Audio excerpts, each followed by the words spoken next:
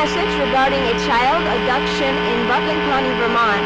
The Rutland County Police Department needs your help in locating a child that was abducted in Mount Holly. This emergency affects Mount Tabor and Wallingford as well. The child's name is Jenna Clark Lethringer. She's a 16-year-old white female, 6 foot 0 inches tall, weighs 130 pounds, with brown hair and hazel eyes. She was last seen wearing a white top, a red plaid flannel shirt, blue jeans with rips, and black heels.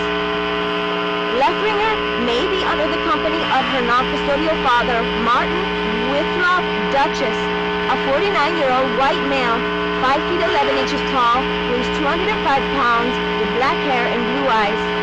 He was last seen wearing a white tank top, light blue jeans, and brown slippers. They may be traveling in a 1997 Ford Aspire, red in color, with a New York license plate bearing AMS 1840.